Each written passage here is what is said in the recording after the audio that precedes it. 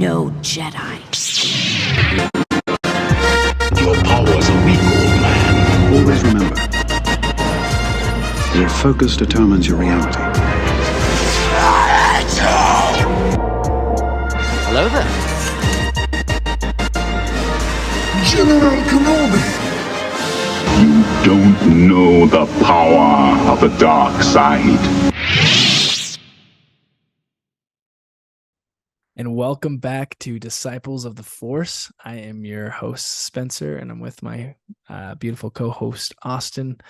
If we're angry, if it sounds like it, we just had some awesome technical difficulties while trying to record this, so bear with us. Also, sorry about last week. I was super busy. Austin was out of town, and we just never got around to doing something to film, so we apologize, but you know what? It's okay because there's not much Star Wars content, so you didn't miss much. But Austin, I know yesterday you were saying there's some Star Wars news. You got any for that? Yeah, I think Ahsoka's officially 1 month away in a couple days by the time this airs. We'll be a month away from Ahsoka, which is great. If you would have started watching 2 episodes of Rebels a day on Sunday, you would have finished Rebels the day that Ahsoka comes out. So keep that in mind. Maybe watch 3 a day to prep for it. I think I'm going to start watching it in the background when I game or something. I don't know. Nice. New Ahsoka Lego set came out. New Ahsoka trailer came out. John Boyega talked about his least favorite movies that he's done, which was funny. And I think that might be all the news. I bought the Thrawn book that you've been raving about. Always, so I'm going to read that eventually. Dude, you know what got me to buy this book? What? The past few times I've seen you, I've pulled out my De Noche Huerta book that's taking me a year to read. It's in Spanish, and I don't like reading it. And you're like, "Oh, you're still reading that?" And it irks me every time. You've said it like 3 times. I don't know if you've noticed. So I was like, maybe I need a new genre of book or something to read. So I went to Barnes and Noble the other day, idiot, and bought 2 new books. And I'm already in 2 days. I'm halfway through the first book. So I think I was just reading the wrong genre of book, and that's why it was taking me so long. How do you like it so far? Sorry, not the Thrawn book. My God. I'm reading this book first called Stories of Your Life and Others. You ever heard of it? Never heard of it. Dude, fantastic. Just a little tangent, but it's science fiction, so I feel like some of our fans will relate. Have you seen the movie Arrival? No, actually, I've never seen that movie. Amy Adams, Jeremy Renner, Forrest Whitaker.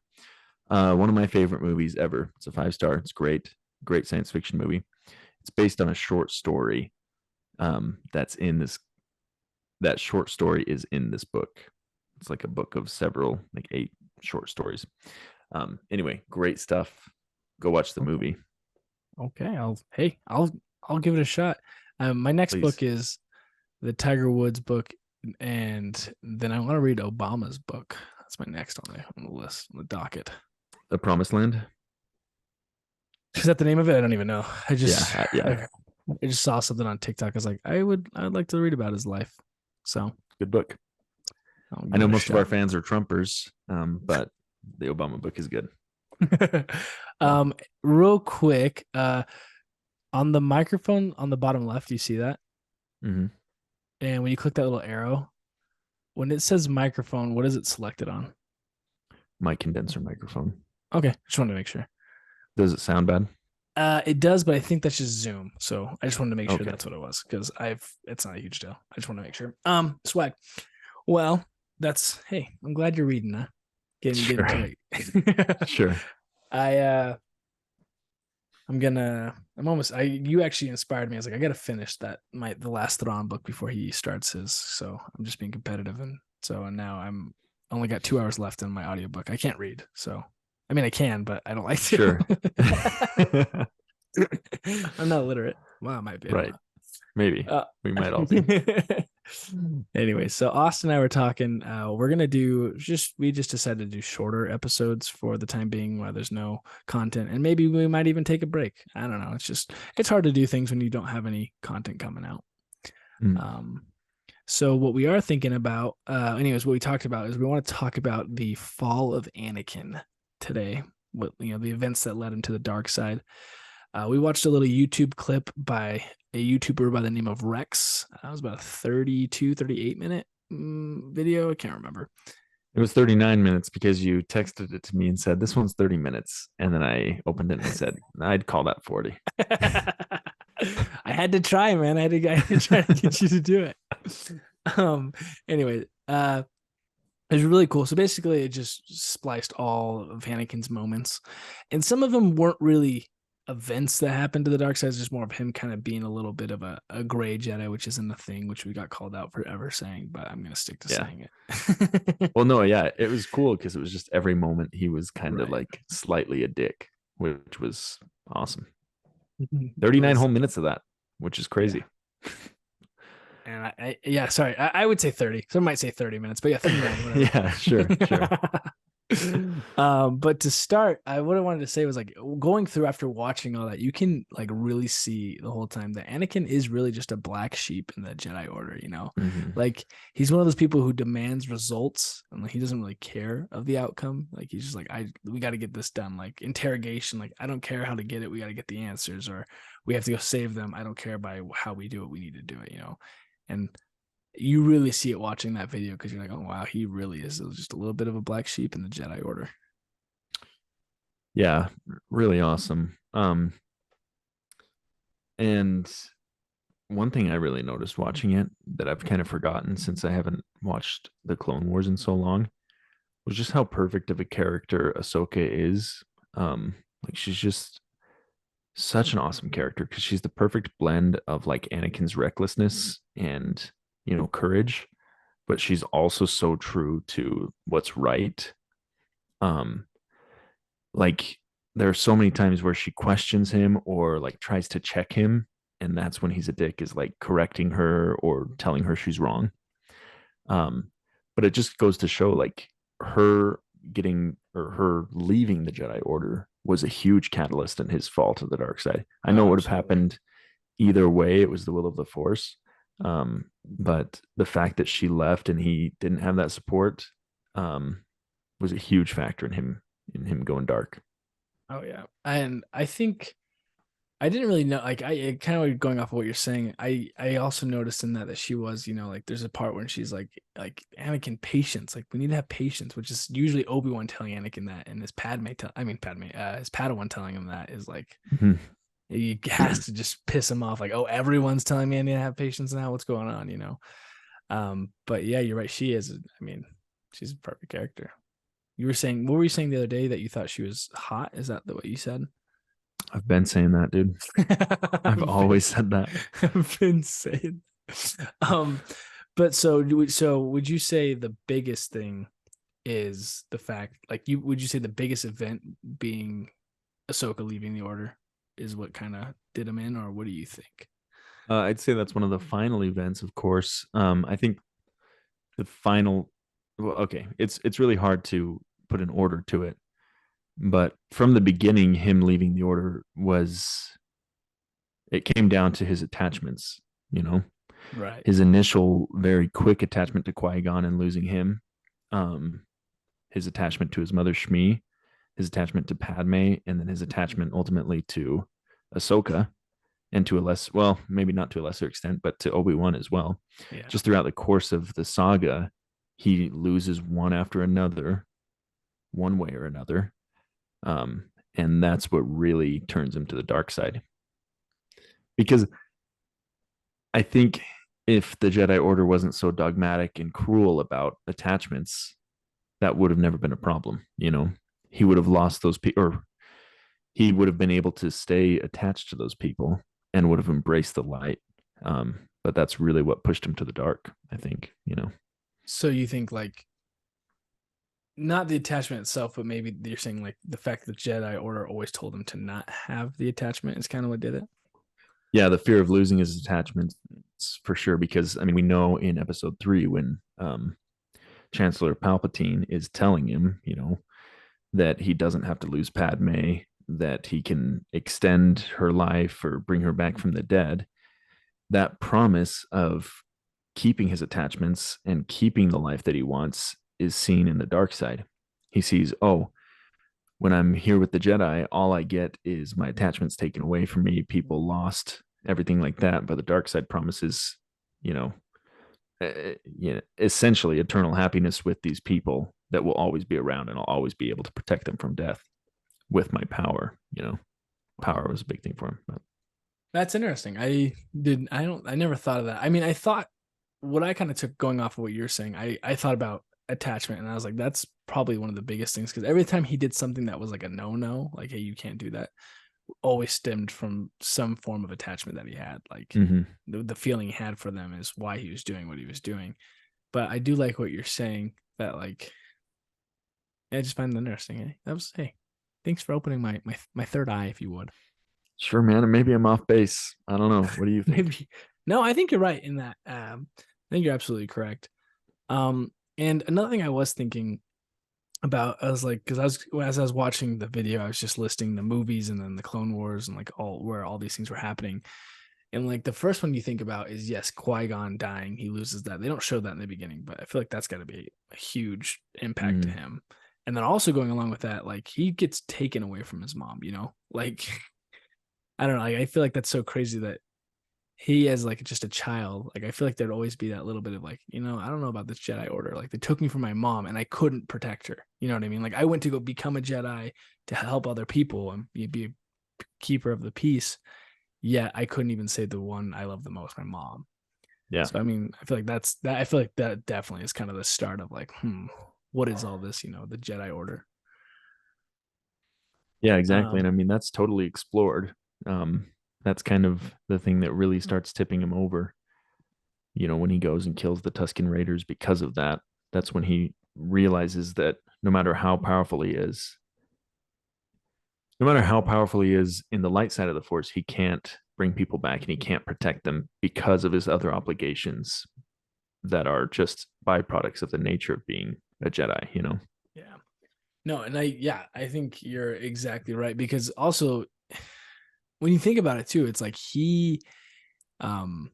like, I mean, that's why the dark side is so enticing. I mean, people he loses, he gets to keep, but also it is crazy to think like that's the first time he acted on like his dark side tendencies, is when he slaughtered the Tusken Raiders. So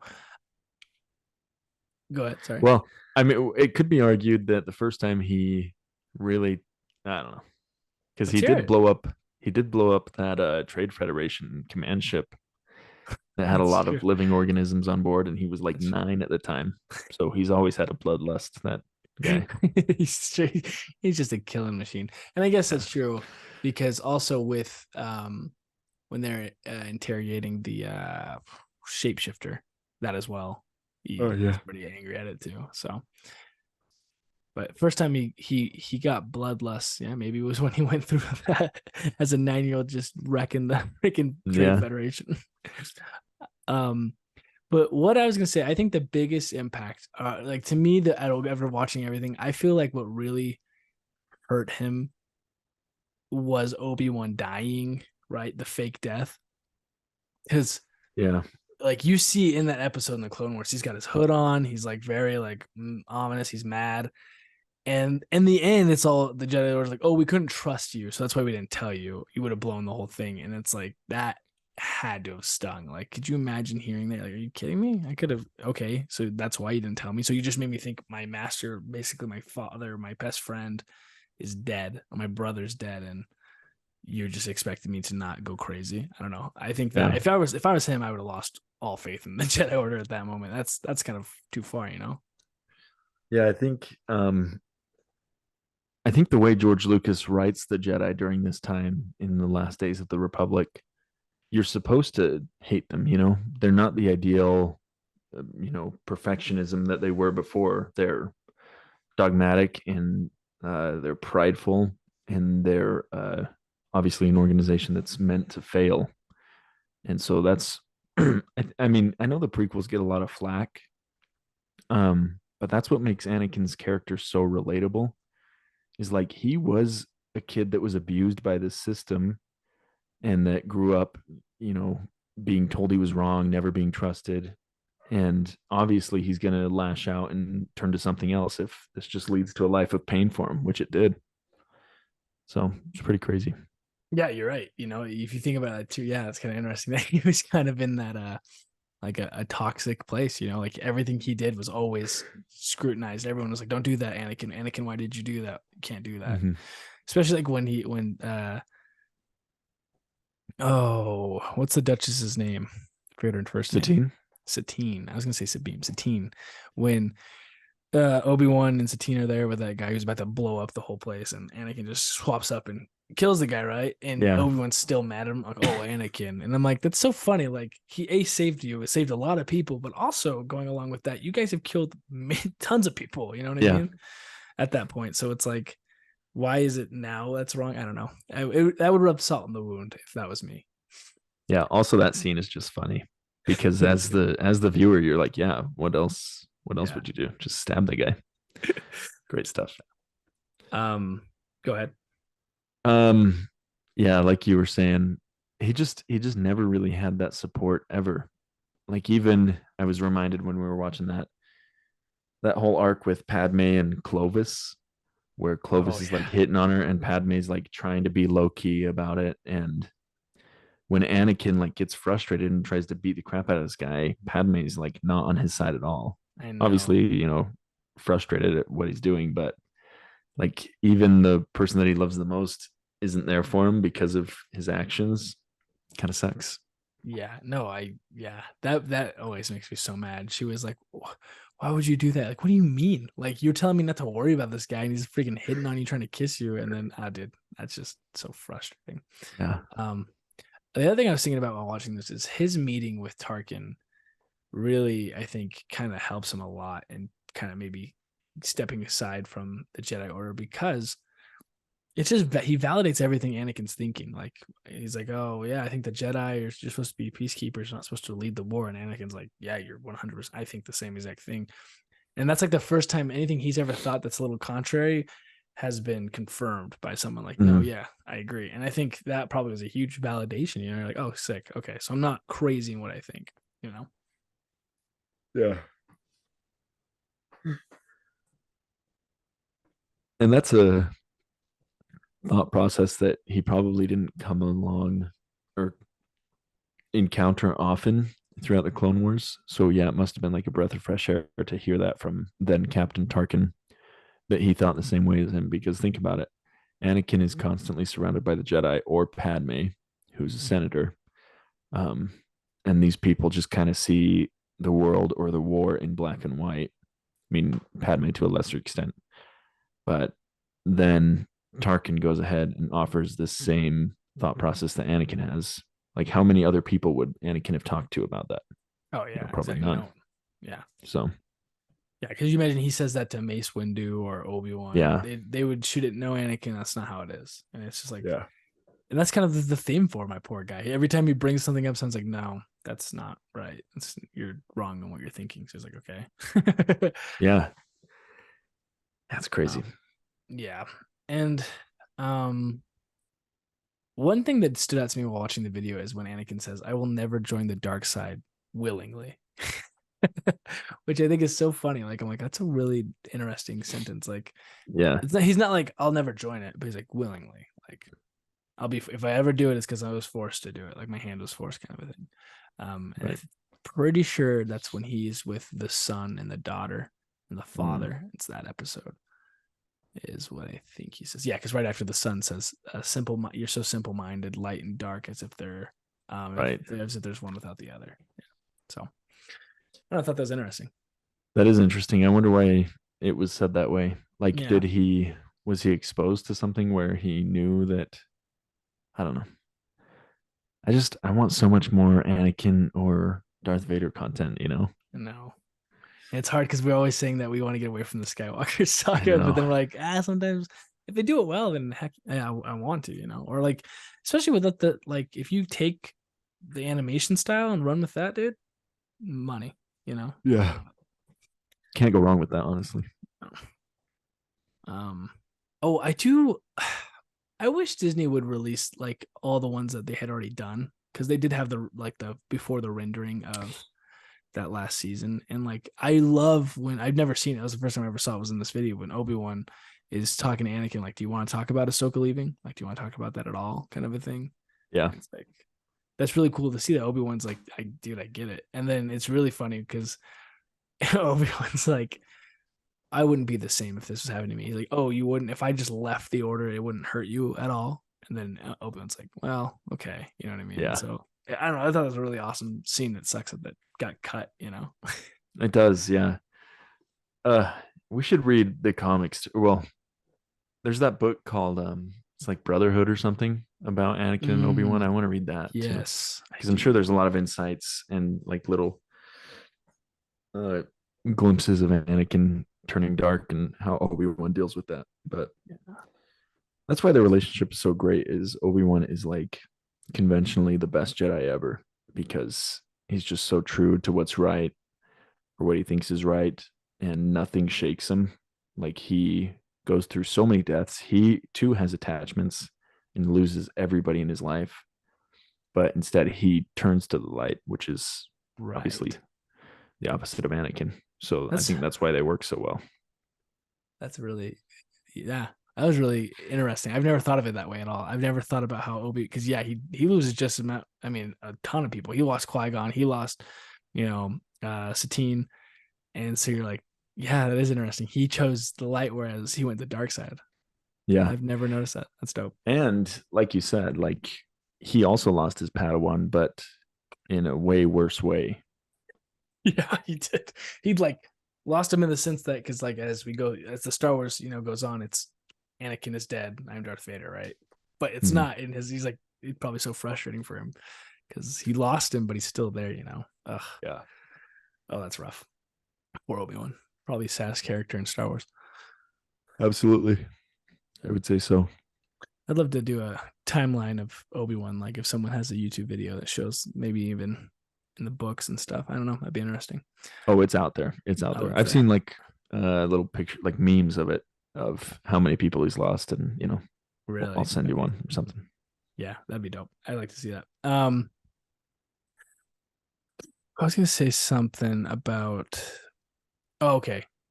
Yeah. So so we see all these things happen, but I really, like you're saying, there are two events at the end that just make sense, that does them in, is Ahsoka being accused of bombing the temple, right? Mm-hmm. And then gets kicked out, right? And then, which is so funny because it's like the Jedi Order, like, don't they know her, like who she is as a character? Like it's so weird, and all of them like, no, evidence points to her. It's like, oh, it's so terrible. And then, of course, Anakin getting denied the rank of master. Yeah. Which makes sense. Like, he's like trying so hard to stay in this whole time. All these terrible things happen. And he's like, okay, I'm going to keep going. Just let me be, give me rank of master. And they're like, nah. Oh, okay. Yeah, dude. And when you have it in the context of like the Clone Wars series, he is like him and Obi-Wan were like galaxy-wide celebrities for being the most efficient and proficient generals in the war. Yeah. So like, you think about that. You think about how he has the highest midichlorian count ever recorded. And then they're like, nah, it just doesn't work like that. You're not in. Like, all that frustration. That's insane. And that's the problem with the Jedi Order. That's what is the issue, with the Jedi in there. But before I go along with that, I did want to just circle back to the Ahsoka being accused. What is Beatrice when she says, I have it right here, when she talks to Anakin, she's like, you abandoned her, you and your precious order. And so, and then she kind of cuts, and you're like, that sentence probably haunted Anakin for so long. Like, you abandoned her, you and your precious order. Like, you as well were not there for her when she needed you, and your order is one who wanted to do it. Yeah. And like, man, I feel like that had to have been haunting over his head as he's going through the rest of, episode 3. I don't know. That line was like, dang, that's powerful. Yeah, because at that point, it's like, whose side are you on? The Padawan who you've grown to love and who would do anything for you, or the Jedi Order who continues to neglect you and abuse you, I know, you're right. Yeah. So two things, though. I like what you said about, like, don't they know Ahsoka? Don't they know she wouldn't bomb the temple and it wouldn't be her? Two things. The Jedi Order is huge. We never see like all the Jedi in one place for obvious reasons. They're all spread out across the galaxy. Huge, huge, huge organization. Second, at this point, probably, I don't know if this affects it, but they weren't as sensitive in the Force as the Jedi had been in the past because of Sidious's influence. That's why they weren't able to detect him until it was way too late because he had clouded their minds and their judgment. So maybe that was a spillover effect. Maybe that's Ahsoka just kind of fell in the wake of Sidious's influence over the Jedi. Yeah. No, that's a good point. I mean, it could have been that, yeah, their minds were clouded and judgment was so still kind of there, foggy, that they're like, oh, we have to. That's a good point. I mean, maybe in a different time, if Sidious wasn't around, that nothing would have happened. If something of that terribleness happened, I don't know, but yeah, I don't know, man. I just feel like when you watch all of it, you're just like poor little Annie, Yeah. That's why, dude, I know the prequels aren't perfect movies. I know they get so much hate.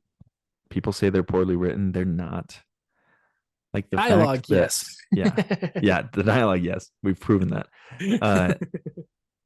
George Lucas's decision to start it out as a little enslaved boy on Tatooine, like that's where we get our first glimpse of Anakin. And then we see him as a child, like how happy he was. And then just over the series, we just see how he's crushed. And so, like, there's just something so human in that storytelling that you get to see this kid grow up and see everything he goes through. And so you feel for him throughout this whole process. And I just think that's great. Yeah. Yeah. He is. Yes, you're right. The way he was written is so good. Like, the enslaved little boy who is just still, tormented by everything, his past, what he's done, and like how no one ever accepts him. The poor guy. Like, they accept him to an extent, but they're like so critical of him, of anything he does.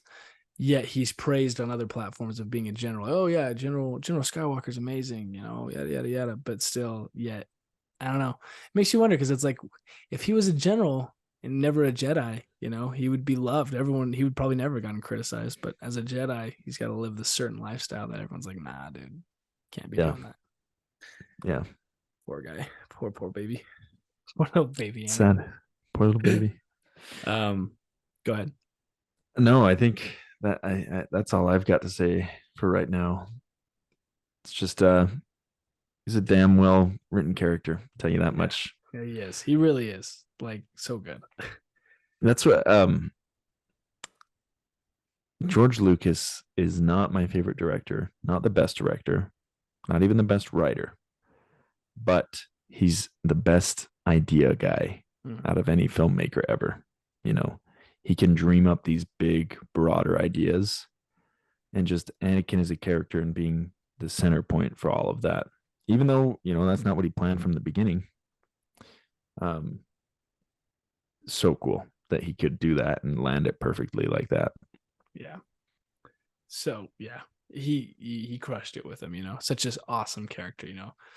A villain and a hopeless. I don't know. It's like this whole story is so beautiful. Anyway, I can't remember, but in the end, it is crazy to see all the just all these little events that happen that took Anakin there. And there's times like, the foreshadowing is really awesome when he's talking to Palpatine. And what was it? He says something to Palpatine like, "Oh, as long as I live, no harm will ever come to you, Chancellor." And like kind and of. I hope you along in. Oh, sorry. Go ahead. Go ahead. Then Palpatine's like, "Oh, well, then let's hope you have a long and prosperous life," or whatever. Exactly. Yes. Exactly. So cool. And so it's like, it's cool to see as it's going on.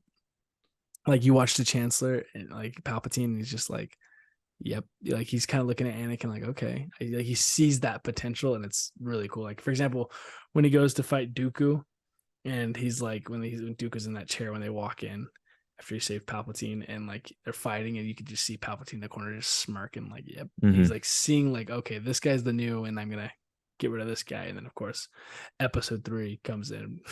And chops his head. So Yeah, good. It's good stuff. awesome. But yeah, huge shout out to that creator Rex. It was a good compilation. If you want to watch it, it's got, and like we're saying, it's not some event, some of it's just him acting as, you hear that faint little Darth Vader theme coming around. So it's good. It's good watch. 30 minutes or 39-40 if you're Austin, but I'd say 40. But that's all I had. You got anything else? No, that's it for me. Well, I guess one little bit of news. This isn't news, and I should have said it during the news section. There is a writer strike going on that's been going on for about 4 months now. Yeah. But the actors just joined in SAG-AFTRA. So this is going to delay a lot of stuff. Andor is going to get delayed. Rest in peace. A lot of stuff isn't going to come out on time. So which that sucks. Really sucks. Especially when you have these far timelines and all this goes on. You're like, it's just going to get worse. So you know what the story is? How about the CEOs take a cut of their effing paycheck and pay their actors? Yeah. Did you see what Bob Iger said, the CEO of Disney? Yeah. What are you referencing specifically? Just that the writers and actors are making unrealistic demands. Oh yeah. What a prick, that guy. Oh, well, you guys are making it. You don't understand what you're affecting. Like everyone's like, you make like $300 million a year. Like, yeah. How about you just get off your high horse and pay them? Yeah, it's insane. Yeah. Well, the other thing that I want to do research on this, but I did see it was an article, not a TikTok. Just kidding. That was a TikTok. Sure. And this creator was like, Bob Iger was probably, they're like, he's going to sell Disney because it's losing $300 million or something. It lost there was a big drop in viewership and subscriptions. And the rumor in this video is that he's going to sell it to Apple. And I saw that too. Because I don't know how much I believe. I don't think Disney would just let that go. He just didn't, that creator, I saw that too. He was like, rumor has it they're going to sell to Apple. And then he didn't revisit it within the video. Like, why? Like, if Apple's even interested. What he did say was 4 million subscribers lost in the last quarter, which is crazy. That's what it was. Yes. Yeah, it's a lot. Like their streaming services, Disney Plus just kind of sucks right now. And obviously, when you don't have writers or actors, like your stuff is going to continue to suck. I don't know. I don't get the position of all these studios. Anyway, it's whatever. It's ridiculous, but whack and terrible. Yeah. Well, and that's what sucks is like, it's just like I don't know. They're just so on their high horses and won't come down and won't even like, they're like, oh, it's going to stop. It's like, but think about the long, like if you just say, okay, you know what, let's take a cut of my pay. Let's pay them. Then you'll make more money later and your like your stockholders are going to be happy because you're actually turning things out. I don't know. It's whole thing's stupid. Yeah. So guys, listeners, when the class war starts, even though we're big podcast creators, we're on your side. Okay. We're on the side of the masses. Yeah. No, you're right. And the last thing with that is, that makes me nervous of how much they're losing, because it's like if they start like losing that many subscribers, you would hope that they would then turn in and say, okay, let's take our successful shows and make them better and kind of make them better quality. But knowing, I think Disney, I feel like they're just going to axe a lot of stuff, which sucks because like there's a lot of Star Wars stuff that's planned to come out exclusive to Disney Plus that'll probably get axed, which sucks. Yeah, dude, I just need Andor and the Acolyte to come out. Everything else can get axed. I don't care. I mean, you're not wrong. I mean, at least, dude, could you imagine? Like, and that's like the worst thing for something to end just because of funding or just because of like, oh, we're not making enough. Like, successful shows that get cut because of that are so stupid because it's like now there's no end to the story. Like, if Andor ended right now and we never had anything else, you'd be like, okay, how did he get to here? Like, what's like, I don't understand. And that would really blow. Yeah, sucks. Anyways. Well, I think that's all I had. That's all I've got. Yeah. Well, thank you for being a disciple of the Force. That actually sounded better than it usually